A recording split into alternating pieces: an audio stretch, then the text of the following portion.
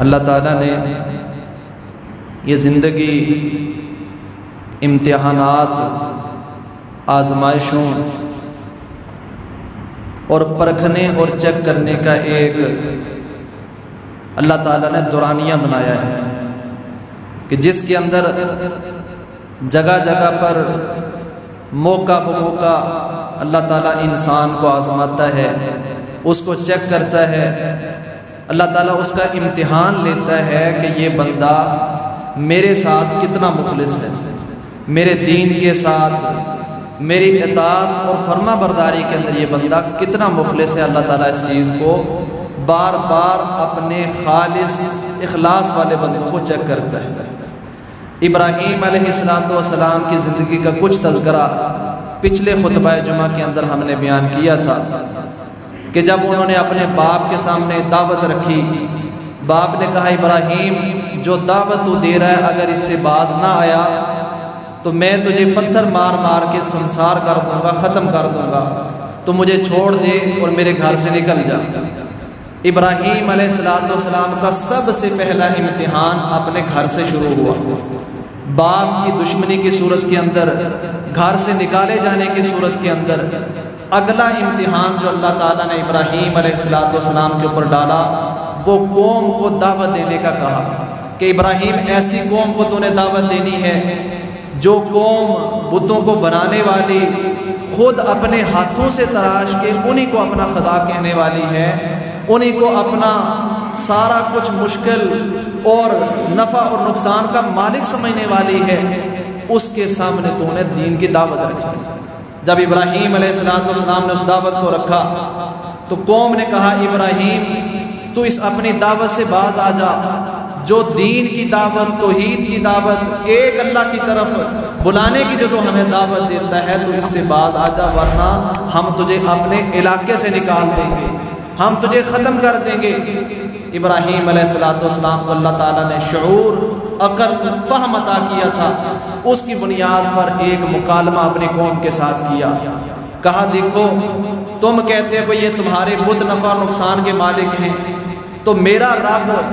وہ ہے جو نفع اور نقصان کا مالک ہے، اگر تم ان کو سمجھتے ہو تو میں تجربہ کر لیتا ہوں کہ کیا یہ اپنے آپ کے نفع اور نقصان کے مالک ہیں یا نہیں، دوسروں کی تو دور۔ قوم نے کہا ابراہیم ہمارے ساتھ چلو، ایک میلہ ہے جو سالانہ ہماری قوم کا ہوتا ہے، ہم چاہتے ہیں کہ تو بھی اس کے اندر شریک ہو۔ ابراہیم علیہ السلام نے ستاروں کی طرف دیکھا، کہا انی سقیم، میں بیمار ہوں۔ مفسرین نے اس کی بہت سی تفاسیر کی ہیں اور زیادہ راجح تفسیر جو کی وہ یہی کی ہے کہ بیمار کا مطلب یہ ہے تمہارے نظام کو دیکھ دیکھ کے، تمہارے شرک اور کفر کو دیکھ دیکھ کے، تمہاری یہ بتوں کی پوجا دیکھ دیکھ کے میں اندر اندر سے تمہاری ان باتوں سے بیمار ہوں۔ تو ابراہیم علیہ السلام نے یہ کہا، قوم میلے پہ چلی گئی۔ ابراہیم علیہ السلام نے سورہ انبیاء کے اندر تفصیل کے ساتھ یہ واقعہ موجود ہے، کلہاڑا پکڑا اور ان کے ان خداؤں کے ٹکڑے کر دیے۔ وہ واپس آئے، آگے دیکھا اور کہا کہ یہ کس نے ہمارے ان خداؤں کے ساتھ یہ کیا معاملہ کیا ہے اور کس شخص نے یہ کیا ہے؟ تو لوگ کہنے لگے یقال لہ ابراہیم، ایک نوجوان ہے اس بستی کے اندر جو لوگوں کو ایک اللہ کی طرف بلاتا ہے، ایک اللہ کی دعوت دیتا ہے، وہ ہمارے بتوں کو غلط کہتا تھا، اس کو ابراہیم کہا جاتا ہے، لگتا ہے یہ اسی نے کیا ہوگا۔ کہا جاؤ ابراہیم کو لوگوں کے سامنے لے کے آؤ۔ ابراہیم علیہ السلام کو بلایا گیا، کہا ابراہیم تو نے یہ کیا ہے؟ کہا نہیں، اپنے بڑے سے پوچھو جو بت انہوں نے چھوڑ دیا تھا، اس سے پوچھو، اس نے کیا ہوگا۔ شاید یہ سمجھنا ہوگا کہ میرے چھوٹے جو ہیں یہ میری خدائی کے اندر یہ بھی شریک ہیں، یہ میری خدائی کو تسلیم نہیں کرتے، ان کی شاید کوئی لڑائی ہو گئی ہو، تو بڑے نے جو چھوٹوں کو قتل کر دیا ہو، توڑ پھوڑ دیا، اس سے پوچھو۔ قرآن میں لفظ کیا ہے؟ علی رؤوسہم، اور بعض ہیں علی انفسہم، وہ اپنے اندر اندر ہی سوچنے لگے کہ بات تو ابراہیم کی ٹھیک ہے، یہ آپس میں ایسے کر نہیں سکتے، نہ تو ان کے اندر یہ طاقت ہے کہ ایک دوسرے کو توڑ سکیں۔ کہا یہی بات تو میں تمہیں سمجھانا چاہتا ہوں، جو اپنے نفع اور نقصان کے مالک نہیں وہ تمہارے کیسے ہو سکتے ہیں؟ اللہ اکبر۔ تو ابراہیم علیہ السلام نے جب ساری بات ان کو سمجھائی، پھر انہوں نے کیا کہا جو آج کا طریقہ ہمیشہ سے چلا آ رہا ہے کہ جب دین کی دعوت دلیل کے مقابلے کے اندر کوئی جواب نہ دے سکے تو پھر اس کے اوپر ظلم ہوتا ہے۔ تو ابراہیم علیہ السلام کو کہا گیا،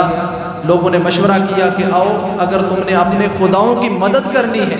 اب یہ بھی ایک عقل مند شخص سمجھتا ہے کہ خداؤں کی مدد کی نہیں جاتی بلکہ خدا مدد کرتے ہیں۔ انہوں نے کہا اگر تم نے اپنے خداؤں کی مدد کرنی ہے تو پھر آؤ ابراہیم علیہ السلام کو آگ میں ڈالتے ہیں۔ اور اس کے ساتھ ساتھ ابراہیم علیہ السلام کا مکالمہ وقت کے بادشاہ کے ساتھ بھی شروع ہو گیا۔ اس نے کہا ابراہیم تو کہتا ہے کہ میرا خالق مالک ایک ہے، نفع نقصان کا مالک وہ ہے، زندگی اور موت کا مالک وہ ہے۔ کہا یہ کام تو میں بھی کر لیتا ہوں۔ کہا اچھا اگر تم ایسا کرتے ہو تو کر کے دکھاؤ۔ بعض روایات وہ کمزور ہیں، سند کے اعتبار سے مضبوط نہیں۔ کہا جاتا انہوں نے 2 قیدیوں کو رہا کیا، ایک جس کی موت یقینی تھی، اس کو سزائے موت ہونی تھی، اس کو چھوڑ دیا۔ کہا دیکھو میں نے اس کو زندگی دے دی۔ عام ایک بے قصور بندے کو پکڑ کر قتل کروا دیا۔ کہا یہ دیکھو یہ تو میں بھی کر سکتا ہوں۔ اللہ تعالیٰ نے ابراہیم علیہ السلام کو جو عقل دی تھی اس کی بنیاد پر کہا اچھا میرا رب تو وہ ہے جو سورج کو مشرق سے طلوع کرتا ہے، مغرب کے اندر غروب کرتا ہے۔ اگر تو اپنے آپ کو رب سمجھتا ہے، سورج کو مغرب سے طلوع کر کے دکھا اور مشرق کے اندر غروب کر کے دکھا۔ تو لفظ ہے فَبُهِتَ الَّذِي كَفَرَ، وہ کافر ہکا بکا رہ گیا کہ اس کا جواب میں کیا دوں کہ میں تو یہ کر نہیں سکتا۔ تو اس کے بعد انہوں نے پھر ابراہیم علیہ السلام کو ایک بڑا الاؤ جلا کے اس کے اندر منجنیق کے ذریعے سے دور سے اس آگ کے اندر پھینکا، انسان بھی اس کے قریب نہیں جا سکتا تھا۔ تو اللہ تعالیٰ نے حکم دیا یا نار کونی بردا وسلاما علی ابراہیم، اے آگ ابراہیم کے اوپر سلامتی والی ہو جا۔ جس ابراہیم نے گھر کی قربانی دی، جس ابراہیم نے قوم کے ساتھ میری وجہ سے ٹکر لی، جس ابراہیم نے بادشاہ کے سامنے میری توحید کو، میری کبریائی کو بیان کیا، اے آگ اس ابراہیم کو آج جلانا نہیں ہے، تو اس کے اوپر سلامتی والی ہو جا۔ اور لوگوں نے پھر دیکھا اس آگ سے جس کے قریب انسان جا نہیں سکتا تھا، ابراہیم کو صحیح سالم اللہ تعالیٰ نے اسی آگ سے نکال کر اپنی قدرت دکھائی کہ آگ کی فطرت جلانا ہے، لیکن جہاں اللہ تعالیٰ اپنی قدرت دکھا دے وہاں چیزیں اپنی فطرت بھی بدل دیتی ہیں۔ تو اللہ تعالیٰ نے ابراہیم علیہ السلام کو صحیح سالم اس آگ سے باہر نکالا۔ جب باہر نکلے تو پھر یہ آگے سورہ صافات کی آیاتیں کہا اب نہ باپ نے میری دعوت کو قبول کیا، نہ قوم نے میری دعوت کو قبول کیا، نہ وقت کے بادشاہ نے میری بات کو مانا۔ میں نے دلائل بھی سامنے رکھے، کہا انی ذاہب الی ربی سیہدین، اب میں اس علاقے کو چھوڑ کر ہجرت کر کے اپنے رب کی طرف جا رہا ہوں۔ میرا رب یقیناً مجھے کوئی سیدھا راستہ ضرور دکھائے گا، کوئی ایسی قوم ضرور مجھے دے گا، کوئی علاقہ مجھے ایسا ضرور دے گا جہاں کے لوگ میری بات سنیں گے۔ سفر کے اندر نکلے، راستے میں پھر ایک بادشاہ تھا جس نے آپ کی بیوی کے اوپر غلط حرکت کرنے کی کوشش کی، تو اللہ تعالیٰ نے وہاں سے ابراہیم علیہ السلام کو صحیح سالم بچا کے فلسطین کے اندر، شام کے علاقے کے اندر پہنچایا۔ 80 سال کی عمر کے اندر اللہ تعالیٰ نے وہاں دعا کی ربی حب لی من الصالحین، یا اللہ مجھے کوئی صالح نرینہ اولاد عطا کر۔ اللہ تعالیٰ نے اس عمر کے اندر بیٹا دیا۔ حقیقت میں یہ جو قربانی ہم 2 دن کے بعد کرنے جا رہے ہیں، اس قربانی کا فلسفہ کیا ہے؟ یہ قربانی صرف جانور کی گردن کے اوپر چھری چلانے کا نام قربانی نہیں ہے۔ بہت بڑا کوئی جانور لے لینا، پیسہ خرچ لینا، آپس کے اندر قربانیوں کے مقابلے کرنا، اللہ کی قسم یہ قربانی ہے ہی نہیں۔ صحابہ اکرام نے رسول اللہ صلی اللہ علیہ وسلم سے پوچھا اللہ کے نبی ہمیں بتائیے یہ قربانی کیا ہے جو ہم کرتے ہیں، اس قربانی کے پیچھے حقیقت کیا ہے جو ہم یہ جانور ذبح کرتے ہیں؟ تو رسول اللہ صلی اللہ علیہ وسلم نے فرمایا سنت ابیکم ابراہیم، یہ تمہارے باپ ابراہیم کا وہ طریقہ چلا آ رہا ہے جس کو تم آج کر رہے ہو۔ یہ کیا ہے؟ جانور کی قربانی یہ قربانی نہیں ہے، یہ صرف ایک سمبل ہے، ایک علامت ہے اس قربانی کی جو آج ہم کرتے ہیں۔ تو رسول اللہ صلی اللہ علیہ وسلم نے کہا یہ تمہارے باپ ابراہیم کی سنت ہے، یہ ان کا طریقہ ہے۔ بیٹا ملا، اللہ تعالیٰ کا حکم ہوا کہ ابراہیم اب اس عمر کے اندر بیٹا دیا ہے، بیوی اکیلی، چھوٹا بچہ دودھ پیتے ہوئے، کہا ابراہیم اگلا امتحان تیرے اوپر اور آ گیا، اب ان کو جا ایسے بیابان جنگل کے اندر چھوڑ گیا، نہ جہاں انسان ہے، نہ پانی ہے، نہ رہائش، کچھ بھی نہیں ہے، کھلے آسمان کے نیچے جنگل کے اندر چھوڑ کے آ جا، تیرا امتحان اب یہ ہے۔ وہاں سے نہیں کہا یا اللہ چھوٹا بچہ ہے، یا اللہ بیوی اکیلی، دودھ پیتا بچہ کہاں چھوڑ کے آؤں؟ جیسے کہا ہے نا اسلم یسلم، اسلام کا معنی ہوتا ہے اپنے آپ کو اللہ کے سپرد کر دینا، کہ جو اللہ تو نے کہہ دیا ہے میں نے اپنے آپ کو تیرے اوپر ڈال دیا، اب تو نے سب کچھ کرنا ہے۔ بیوی کو لیا، بچے کو لیا، جا کے مکہ کے اندر بیابان جگہ کے اندر چھوڑ کر آ گئے، اور بیوی نے واپسی پہ پوچھا ابراہیم اپنی مرضی سے چھوڑ کے جا رہے ہو یا رب کا حکم ہے؟ کہا جس اللہ نے مجھے حکم دیا ہے اس رب کے حکم پر چھوڑ کے جا رہا ہوں۔ تو بیوی نے بھی کیا کہا، وہ رب کبھی ہمیں ضائع نہیں کرے گا جس رب نے ہمیں یہاں چھوڑنے کا حکم دیا ہے۔ واپس پلٹے، کچھ وقت گزارا فلسطین کے اندر، اور قرآن میں لفظ ہے فلما بلغ، جب اسماعیل علیہ السلام پہنچ گئے کس کو، السعی، دوڑنے کو، کام کاج کو، کوشش کو، محنت کو پہنچ گئے، قال، کہا یا بنی انی ارا فی المنام، اے اسماعیل میں نے خواب کے اندر دیکھا ہے، انی اذبحک، میں تجھے ذبح کر رہا ہوں، جانور کو نہیں، اونٹ کو نہیں، بکرے کو نہیں، گائے کو نہیں، کہا بیٹے میں تجھے ذبح کر رہا ہوں، میں نے یہ چیز دیکھی ہے خواب کے اندر، تو بتا تیرا کیا خیال ہے، فانظر ماذا ترى، بتا تو کیا چاہتا ہے، قال، کہا یا ابت افعل ما تؤمر، بیٹا بھی اتنا فرما بردار کہ باپ کے سامنے جان قربان کرنے کے لیے تیار ہو گیا۔ آج اللہ تعالی ہمیں بھی ایسی اولادیں عطا فرمائے کہ جو باپ کے اشاروں کے اوپر اتنے بڑے بڑے کام کر جائیں۔ کہا ابا جان جو آپ کو حکم ملا آپ کریں، انشاءاللہ آپ مجھے صبر کرنے والوں میں سے پائیں گے۔ اللہ اکبر۔ پھر کہا فلما اسلما، جب وہ دونوں اللہ کی طرف سپرد ہو گئے، اللہ کے مطیع ہو گئے، فرما بردار ہو گئے کہ یا اللہ جو تو نے حکم دیا ہے، باپ بھی تیار ہے، بیٹا بھی تیار ہے اپنی جان قربان کرنے کے لیے، وَتَلَّهُ لِلْجَبِينِ، اور پیشانی کے بال بیٹے کو لٹا دیا زمین کے اوپر، جیسے ہم بکرا لٹا کے اس کے اوپر چھری چلاتے ہیں، اسی طرح سے ابراہیم علیہ السلام نے اسماعیل علیہ السلام کو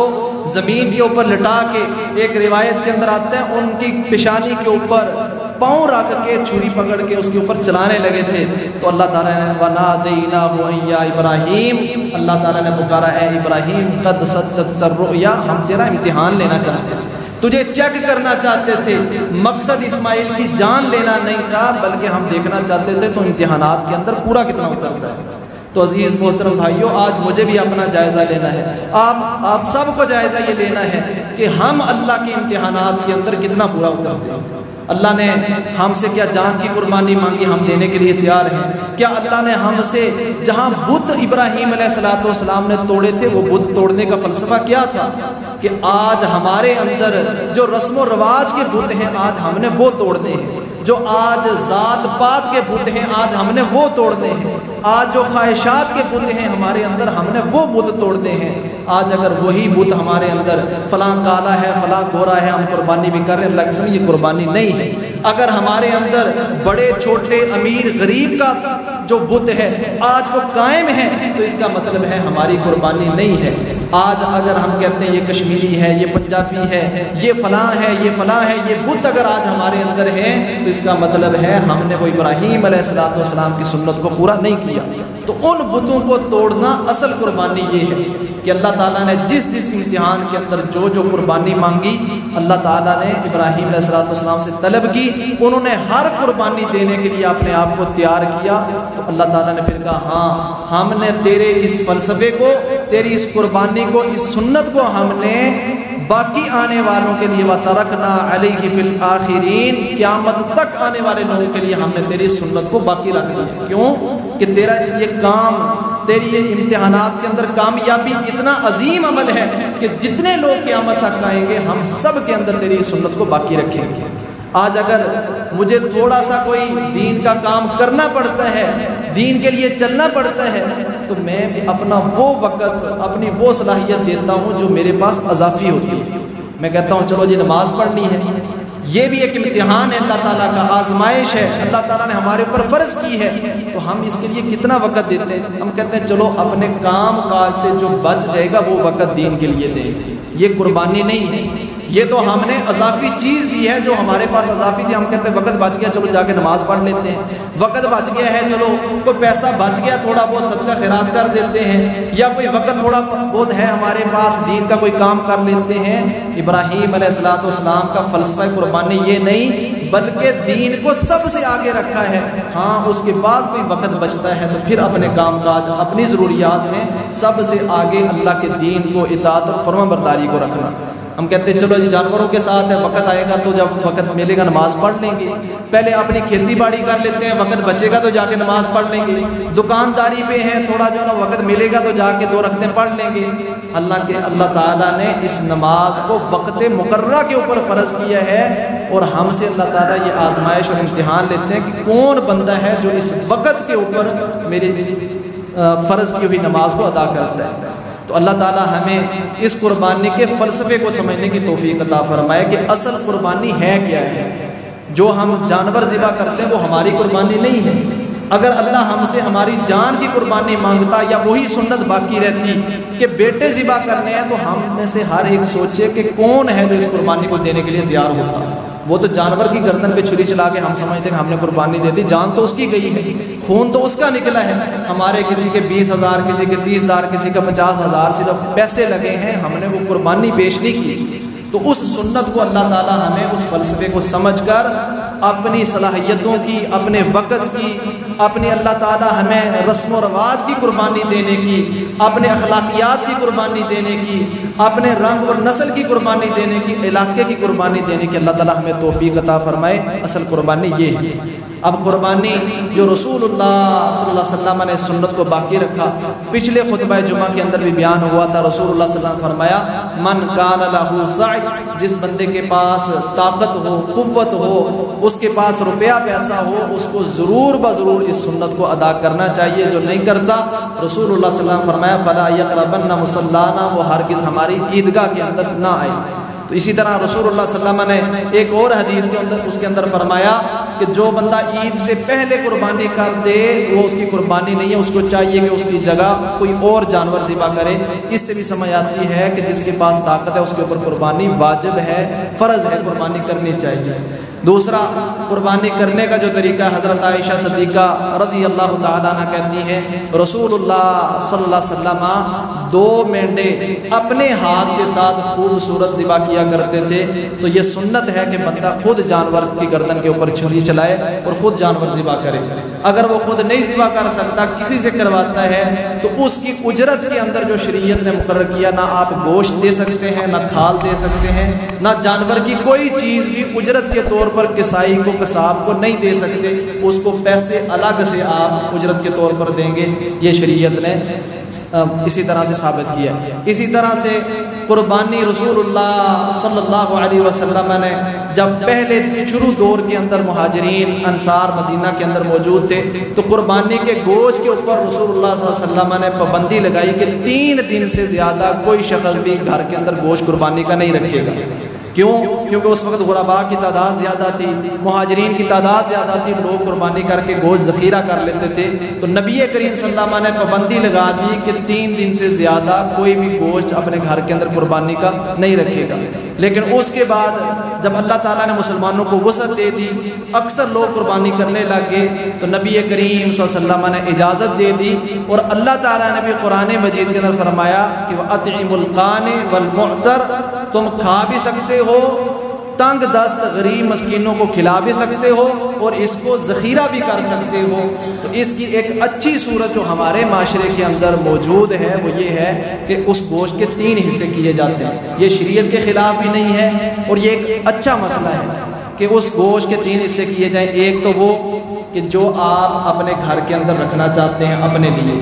دوسرا حصہ اس گوشت کا وہ کریں کہ جو آپ مسکینوں کے اندر، غرباء کے اندر تقسیم کرنا چاہتے ہیں، تیسرا حصہ اس گوشت کا وہ جو آپ اپنے قریبی رشتہ داروں کو دینا چاہتے ہیں۔ تو یہ 3 حصے ایک بہت اچھا طریقہ جو ہمارے معاشرے کے اندر موجود ہے، اس میں شریعت کی بھی کوئی پابندی نہیں ہے۔ رسول اللہ صلی اللہ علیہ وسلم نے بھی یہی کہا، قرآن میں بھی یہی ہے، آپ کھا بھی سکتے ہیں، کھلا بھی سکتے ہیں، اور ذخیرہ بھی کر سکتے ہیں، اس کے اوپر کوئی ممانعت نہیں۔ اس بار نبی کریم صلی اللہ علیہ وسلم نے جو عید کا وقت مقرر کیا ہے کہ عید کس وقت ہے، وہ عید ہے جب سورج نکل آئے اور اونٹنی کے بچے کے پاؤں جلنا شروع ہوں، مثلا کہ دھوپ نکل آئی ہے صحیح طریقے سے، سورج نکل آیا تو سورج نکلنے کے بعد آپ عید کا وقت شروع ہو جاتا ہے، اس وقت عید پڑھیں گے۔ اور عید کے لیے کھلے میدان کے اندر جانا یہ سنت ہے رسول اللہ صلی اللہ علیہ وسلم کی کہ مسجد سے باہر نکل کر کھلے میدان کے اندر عید ادا کی جائے، عید کی نماز، اور عورتوں کو بھی اس کے اندر شریک ہونے کا رسول اللہ صلی اللہ علیہ وسلم نے حکم دیا۔ حتیٰ کہ نبی کریم صلی اللہ علیہ وسلم نے جب عورتوں کو حکم دیا تو انہوں نے کہا اللہ کے نبی صلی اللہ علیہ وسلم ہمارے پاس چادریں نہیں ہیں پردہ کرنے کے لیے کہ ہم عیدگاہ کی طرف آ سکیں، تو کہا ایک چادر کے اندر ہی دو عورتیں لپٹ کر وہ آ جائیں، آنا ضروری ہے۔ حتیٰ کہ رسول اللہ صلی اللہ علیہ وسلم نے کہا کہ وہ عورتیں جو اپنے مسائل کے اندر ہوتی ہیں، ان پیریڈ کے اندر ہوتی ہیں، ان عورتوں کے لیے بھی رسول اللہ صلی اللہ علیہ وسلم نے کہا کہ ہاں نماز نہ پڑھیں لیکن عیدگاہ کے قریب آ کے وہ مسلمانوں کی دعا کے اندر ضرور شامل ہوں۔ یعنی اتنی اہمیت ہے عید کی نماز کی اور اس دعا کے اندر شامل ہونے کی، تو رسول اللہ صلی اللہ علیہ وسلم کی اس سنت کو بھی ہمیں زندہ کرنا چاہیے۔ اور دوسری بات، عید کے لیے جاتے ہوئے اور عید سے واپسی پر نبی کریم صلی اللہ علیہ وسلم فرمایا کہ جاتے ہوئے اور واپس آتے ہوئے راستے کو تبدیل کرنا، یہ بھی نبی کریم صلی اللہ علیہ وسلم کی سنت ہے۔ اللہ تعالی ہمیں جتنے یہ مسائل بیان ہوئے اس کے اوپر کما حقہ عمل کرنے کی توفیق عطا فرمائے۔ وآخر دعوانا ان الحمد للہ رب العالمین۔